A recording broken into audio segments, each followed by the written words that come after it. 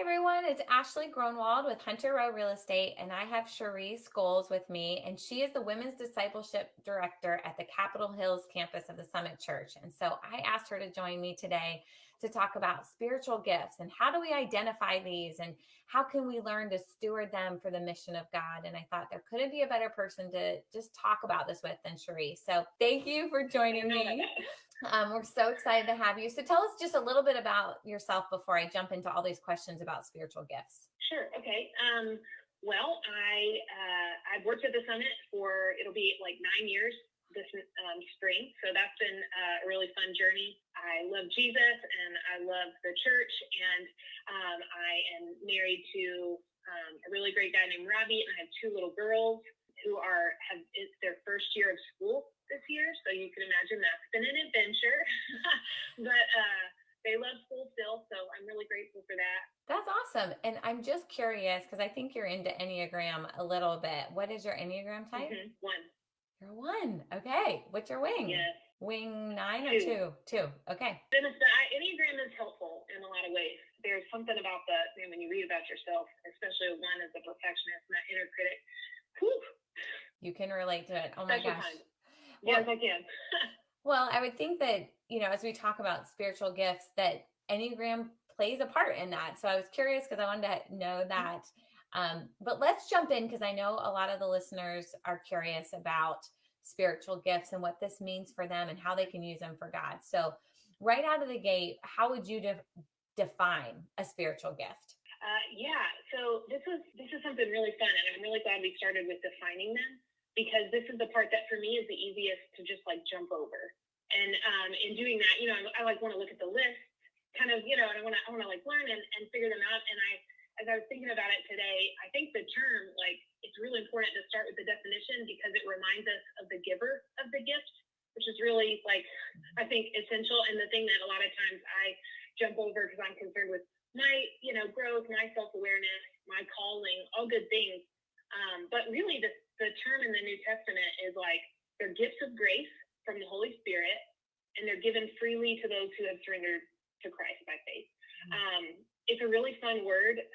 The word itself kind of defines or gives us a description to go off of. It's the word charisma, and it means like a grace gift or a grace endowment.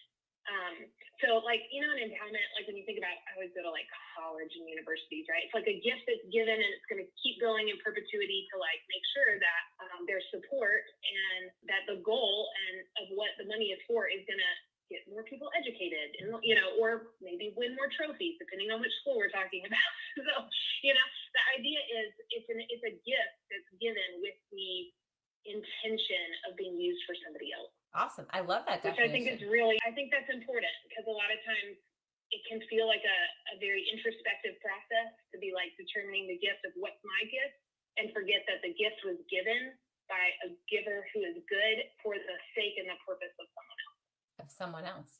Of other people. That's awesome. Okay. So now with that groundwork done, that's what defines a gift. It's given by the giver, God, a good gift giver, to bless other people. What would you say the Bible says about how to use these spiritual gifts and what they are to us? Okay, so the Bible has like 3 kind of main passages that talk about spiritual gifts.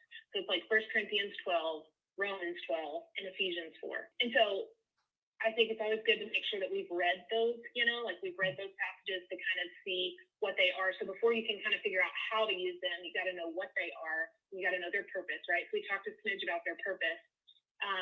But in those passages, specifically in 1 Corinthians, it talks about how there's a variety of gifts, but it's the same Spirit, and there's a variety of types of service. Again, reminding us like the goal of these is to serve others, but the same Lord. So I think we start by like reading those and trying to figure out, what does the Bible say are the gifts of the Spirit that I'm supposed to use and steward for the sake of someone else. And so I actually went through and I like made a list, and there's probably like 25. Now a couple of them repeat, but a lot of them do not. And some of them are kind of mentioned as like nouns, like evangelism. And then some are more verbal, like serving or giving or teaching. So I think the internet, the Google, it has lots of lists for us, right? We can go and like pull the list, and I find those very helpful at times, as long as we've started with looking at the scripture first, to kind of read through that list, because that's a helpful place to start. And how? Then you said, how do we like move forward in those? Like, how do we identify? That's the trickiest part. I don't know. Maybe it's not the trickiest part. Sometimes that part can be the most fun, because it's kind of a self-discovery a little bit. But maybe the hardest part is knowing what to do once you identify them. But I think I've actually talked about this a lot with some friends, and this is a topic that, I mean, this is why we're talking about it, I enjoy. And so I've kind of put together, like, with some friends, we came up with like an ABCD of how to identify spiritual gifts, okay? Because the idea is we all know and have felt, because of our sin, because of the fall, like without Jesus, with Jesus, there's a lot of doubt when we start to like look at, what could God call me to do? What abilities has he given me? And could I ever even like live up to that? Or if I did identify it, how would I know what to do, and perform and like accomplish a task that feels really potentially scary? It can produce a lot of fear, or we compare ourselves to others and just grow discouraged. These like ABCDE is meant to kind of be some questions to ask, and to think about, to know where to start. So the first one is affirmation. This one's not the most important, but it's A in the list. It fits there, and it is really helpful. It's usually associated with gifts. So the question would be, has anybody ever affirmed in you a gift or a skill that would fall in one of these lists of spiritual, and it can be, because we have, actually, you already mentioned Enneagram. We have so many good tools for self-discovery, for understanding ourselves and others now today. Sometimes we mix those up, and we can kind of like sometimes use language that the Bible doesn't use to describe our spiritual gifts. And so I would caution, when we're thinking, especially in affirmation, just because somebody has spoken a skill over you doesn't necessarily mean it lines up with a spiritual gift, but a lot of times they do. And so I think it's a good place to start, to see if anybody's ever kind of affirmed, they've seen something in you, maybe something that you have done, the way you've served them, that really blessed and encouraged them in a meaningful way. If so, that's just a good place to start, to be like, maybe that is a gift that Spirit has given me. I think the most important one is B, and that is burden. So do you have a natural desire to use this gift? Do you, as you've read through the list of gifts, do any of them jump out at you? Have you recognized that, like, when you are seeking to serve others, you have a burden to do it in a certain way, or you have a burden to share a part of yourself in a certain way with other people? Do you naturally enjoy learning and growing in any kind of skill or ability that would be one of these gifts? If so, I think that's a really strong indication that that's the Spirit, like, bringing that alive in you, like saying, hey, if you feel that burden, that's for me. That's like the Spirit putting that in your heart. And while learning and growing and figuring out how to use a gift can be challenging, it doesn't come without difficulty. But like, if you have that desire, you have a general enjoyment and a willingness to learn, to do, to do it, then that to me is probably like the best way to know that this is likely a gift that you have. Whether it's developed or not, it's something, that the Spirit might have given you.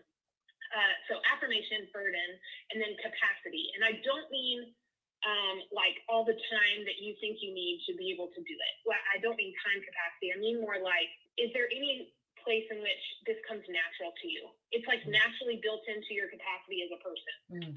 You enjoy learning, you enjoy growing, you enjoy using this gift. I think that if you have a natural desire to use your gift, if you have a natural inclination to learn and grow and seek to use it, also a good sign. And then lastly, default. So a lot of people, I work with women, a lot of women in general use spiritual gifts already and all the time, but don't know it. Like have never identified that it's in, either haven't taken the time or no one showed them or affirmed anything specific in them. And so I always just kind of ask, okay, look at this list. Are you doing any of these already? Like, where are you serving now? How do you use your time for the Lord? Oh, look, it's right there. That's one of the spiritual gifts.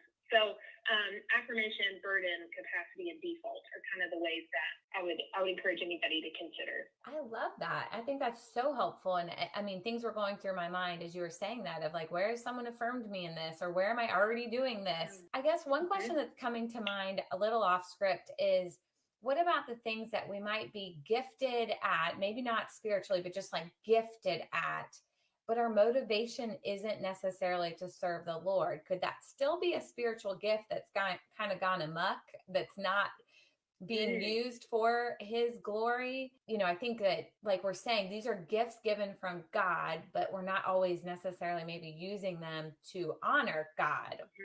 So I guess just a question of, is that a place where, you know, I'm constantly checking my motivation, and it's never pure, and it won't be on this side of heaven, but could there be some places where we're utilizing gifts that have been given to us, but maybe not with the right motivation, that could be moved and geared more towards stewarding them for God? Absolutely. I think that's a really fun question to think about. And I think it takes my brain to other kind of subjects that are important to keep in mind anytime we think about this, which is like a lot of times where we end up using gifts or skills is in our work, or it's in our, maybe in our home as a parent, you know, like those are where those things come out. And so I wouldn't necessarily want to use the word that by us using a skill in a workplace is a mismanagement of a gift by itself, like in and of itself, which I don't think you're saying, but that just can sometimes be what I would hear. I think a lot of times the discovery of a spiritual gift for a lot of people starts by looking at what they're already kind of skilled and gifted and talented in. And then it's saying, okay, God, if this is who you've made me to be, I look at these lists that you say are, you know, these things that you say are gifts from your spirit that you designed to have the church body all use to benefit each other, to make the mission go forward. Okay, then show me, how do I take this in this place where it's familiar to me at work, but then maybe use it for the church body and for the church family. So a lot of times I think it's not always, there is of course where our motivations get off, but usually if we're talking about using them somewhere outside the church and bringing them in, that's just part of God aligning our heart, you know, in that place. I think where I tend to get my motivations mixed up, I don't know about you, where my motivations usually get mixed up is when I'm already in the church trying to use my gifts, but doing it in a way that's more about me and less about the service of someone else. So it's not always as hard to make the jump from work to church, but from like, okay, I'm here and I know I have this gift and I want to use it, but I struggle to make it about me and not someone else. And I think that's where I was going with the question a little bit, because it's like, if we're using our gifts, but in a secular setting, that still can honor God, because there's a lot of lost people in those settings. I think it's like, when I take the personality test, but the spiritual gifts related ones, I can score high on like hospitality and administration type things. And so I'm thinking, I love to host. If there's ever a chance to get to host something, I want to do it. But my motivation isn't first to serve people. It's first for recognition. And that's where, you know, I still want to serve people, but that's not my first motivation, which I hate that about myself, but I am a 3 on the Enneagram. So I think that kind of messes me up a bit, because I want to perform and achieve.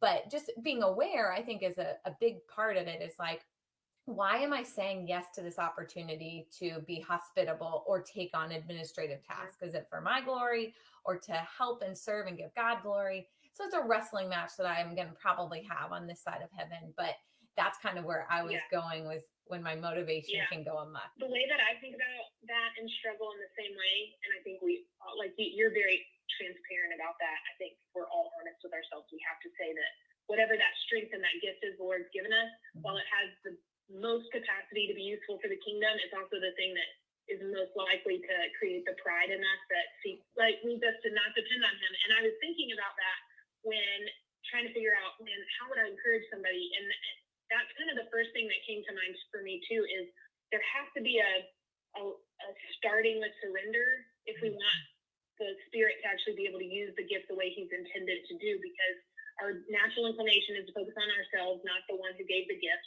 You know, the natural inclination I have is to say, oh, I'm going to receive this gift. Thanks so much. That's so great. Now I'm going to go use that and forget that, like, I still am supposed to depend on him. Like, the the goal of the gift was not so that we would, just like be the kind of the worker bees who get the mission done, like he needs us or anything like that. The goal is still for us to grow in our knowledge of him and our dependence on him.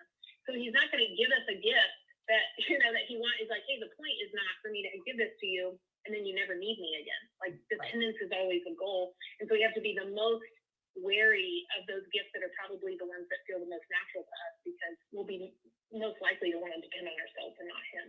100%. And you've kind of alluded to this, but how do you encourage women or people in general to use their gifts once they are discovered? So they've used your acronym ABCD, maybe they've taken a spiritual gifts test online, and now they know kind of what they are. How do you encourage them? It sounds like, do it in the places that you're already in. So if that's as a mother, use them there. If you're working in a workplace, use them there. But how else do you encourage people to use their gifts? Yeah. Okay. So in my mind, it worked out nicely that I was able to come up with like 5 S's.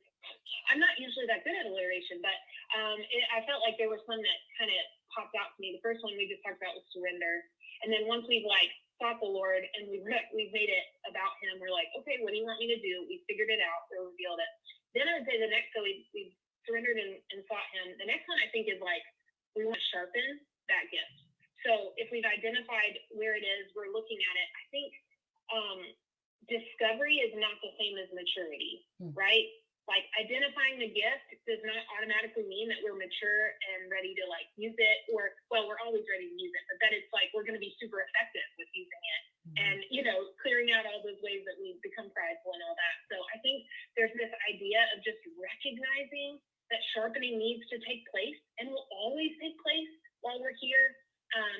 I know I have the tendency to just kind of want to be a prodigy and everything and just like, I'm just naturally good at this. And like it just comes to me. But I think there's that process of kind of equipping ourselves with whatever it is. So that's kind of the next thing is like, man, once that's identified, like, how do I sharpen this? How do I like see it as a gift that's meant to be used? And I need to know how to use it. And so that's where I would get to the very practical step of searching, like looking, listening, paying attention to where am I already? And then I would, I generally would say, start, if you're a believer, which I'm assuming you are if we're having this conversation, to begin with your local church. So, because that's the body. All of the spiritual gift chapters are in the context of the church as a body. We need each other, we work together, that kind of language and imagery. And so it's the body that you're most closely connected to, and it's the one that we can naturally just assume, like, hey, these gifts are for the sake of the body. If this is my local body where I'm supposed to be plugged in, then likely the Spirit has some way that he wants this gift to be used there. It might be used other places also. We don't want to like count out those things, but I would always encourage people to start there. So looking around and saying, okay, what opportunities exist for me to serve? A lot of times serve is the word I want to use because it's so easy for me to want to make my gift about myself, and the recognition and the things that can come with that. The idea and the question that helps me reset and stay surrendered is, what opportunities exist for me to serve? Okay, what opportunities within those exist for me to grow and be equipped? So where is there a need in service that the Spirit might be calling me to use my gift there? And then where is, in my local church, where can I go and get some training and equipping around a specific gift? And then lastly, start, take a step. It can be really paralyzing when we look at a gift to be like, oh, I don't know how to use this. And we go down all the chains of comparison and doubt and, what we don't know. And I think our enemy can really use that to keep us from ever actually using the gift. So I just always encourage anybody, take a step, not all the steps, one step. Pick one, sign up for somewhere to serve. Pick a place, commit to be there for 6 months, and see what God does through you. See what God does in you. See what he does through you. Maybe you find no, that's not really the way I think I'm supposed to serve. And then go find somewhere else. Don't stop. Don't stop trying. Repeat the process. Maybe register for a class or a cohort or something that you maybe feel like, I don't know if I'm ready. That seems really scary. Man, if you've got a gift, then the Spirit's not going to leave you hanging. Just take the step, the faith step, and and let him, do that work through you. So Say those S's again, just so we have them. sure. Surrender, seek the Lord, seek, sharpen, search, and start. I love it. It was so helpful, I think, for anybody who's going on this journey. So, getting personal, if you're willing to share, what are some of your spiritual gifts that you use? When I'm having conversations like this, I always ask for an example. So, I'm kind of asking you to be an example. Okay. Give us an example of Okay. a spiritual gift that you use on a regular basis. I think the two that I use the most are encouragement or exhortation is sometimes the way that the Bible will use that word. It can have multiple meanings there. And then teaching. In my job, I get to teach the Bible some, so that's kind of awesome. I love that. And I'm not just trying to teach, like I'm enjoying teaching the Bible, but I'm also get to be a part of teaching other women how to use their teaching gift. So I probably get most excited about that. And then encouragement is one that I think a lot of people don't actually know is a spiritual gift, but that's like in the list. The ability to and the desire to encourage others and to lift them up, to speak. It's not always just like, hey, you're doing a great job. It's that desire to speak truth and encourage with truth and, point out the things that you see the Spirit doing in somebody else. I love doing that. And that's probably one I use a lot. And that's interesting to hear you put the encouragement spin on it, because exhortation is on my upper end of spiritual gifts. And I've always seen it as just a person that confronts and just does more of that calling out of sin, which can be a bitter gift to have. I know that about myself. Yeah, sure. And I see it when Jed and I do our marriage counseling with couples, when we see areas of sin, not that we don't have them, or it's maybe because we struggled with that same sin. And so we're pointing it out. And I would believe that Jed has to have that as well, which comes across sometimes is very direct and hard to receive. But it's kind of like in anything, I can shrink back and say, I'm not going to use this gift, but then I'm missing out on the blessing. And so is the other person that God has put in my life to, like you're saying, encourage. For me, it often is point out, confront, challenge in love. And that's the key phrase, in love. Absolutely. So that's so good. Yeah. And what are some spiritual gifts that you see hidden or maybe underused in the church? That question stumped me when I read it and still stumps me a little bit. I think, I think ones that maybe have, so there's certain gifts that I think we all aspire to have and seek to have, like faith, and mercy. At some level, as believers, the very nature of being a believer is we've been given a gift of faith, and we've been given the gift of mercy because we've received mercy. And so I think we all have to we all should always be seeking to grow in those gifts, even if there are some that we know who have these really strong extra measure of faith and extra measure of mercy, right? So I think it's kind of less about them being hidden, because I think if I believe what the scripture's saying here, that the Spirit gives all these gifts to the body and it's meant to be a whole, then they all exist. Yeah.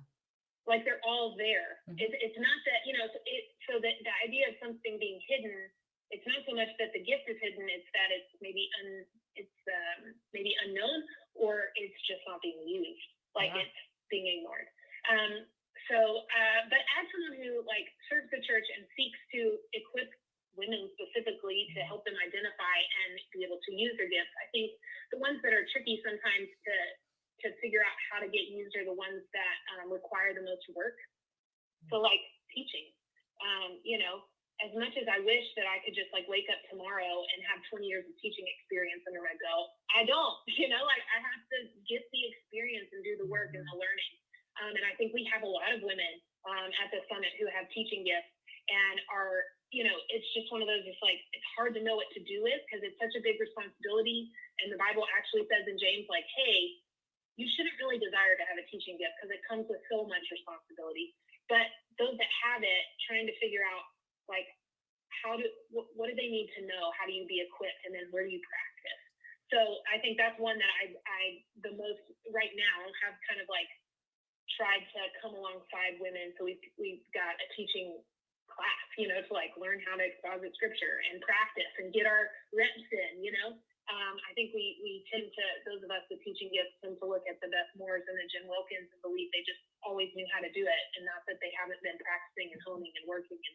And so I think that's one. And then I think a lot of times the behind the scenes gifts, so like a gift that is not up front like a teacher, I think they feel hidden because nobody's looking for them. And a lot of times people who have those gifts, they don't credit it as being a gift because they like to be behind the scenes. So they're like, no, this is just me being, my introvert self. And you're like, no, God gave you a gift of hospitality, or he gave you a gift of mercy and service, and your willingness to do something and you want no credit for it. Like, don't steal the Spirit's glory there. Like, he gave that to you, Right. I love that. Yes, for sure. And just because we're running out of time, but I could talk to you about this forever because I think it's so helpful and good. And I hope that people are taking notes and thinking about this for themselves. But what spiritual gifts do you not see in yourself and have to lean on others for? Yeah.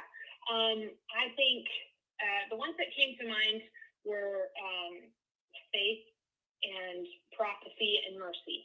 I think those are ones that, man, I know there's some level at which faith and mercy, like I already said, have been given to me through Christ and through the Spirit that lives in me. They're not natural to me. I feel like a doubting Thomas way more than I feel like, the widow who had faith and gave up all her money to the Lord.